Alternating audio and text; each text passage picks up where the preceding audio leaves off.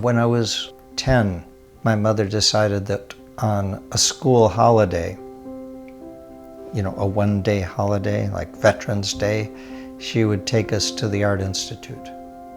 And you're gonna take my day off and take me to the Art Institute in Chicago?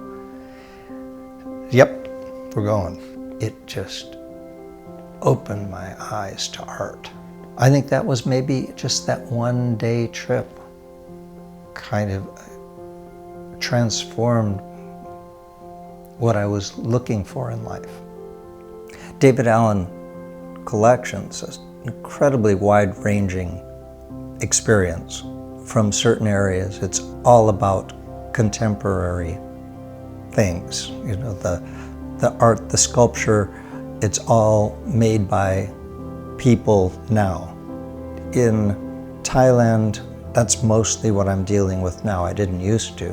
And in Bali, a lot of it's contemporary. It's what's made now. My own carvers are carving every day, from whatever I'm giving them. And that's not deeply cultural.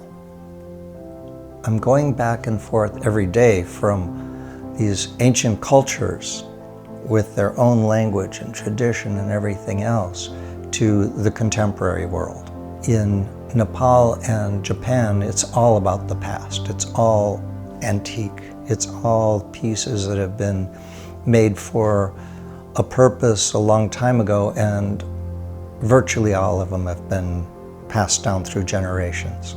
The primitive cultures echo the foundation of our cultures. So these cultures and these pieces remind me of our roots. They're not that far removed. It's really interesting to see cultures that are in the middle of the shift. I deal with lots and lots of collectors and traders, and every one of them grew up in a village where shamans are their access to health and well-being and spiritual guidance to a great extent, where these objects have real power to keep you safe, power to access your ancestors. They all grew up with this, and yet they see another world which doesn't believe in that. We're probably still animist at some level, even the most sophisticated societies, because we're influenced by nature, we're influenced by what's in the air, by the current thoughts. It surrounds us and informs us. So the ancient stuff, or even 100-year-old pieces, reflect something elemental. Both the ancestor pieces and the protective pieces reflect our concerns and our fears. Something I've never quite figured out is, so I go out to all these dozens and dozens of cultures, contemporary cultures, languages. I buy what I like.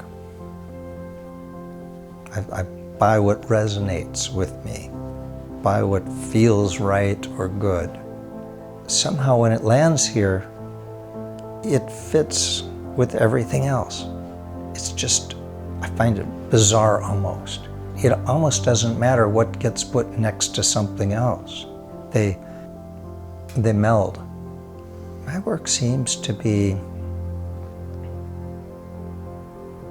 sharing beauty, finding beauty, sharing the beauty of our differences, sharing the amazing inventiveness of human beings as we create, as we live, the diversity of the cultures, the beliefs, all that stuff's great. And to be able to see it firsthand and then somehow bring it here, it's a major treat.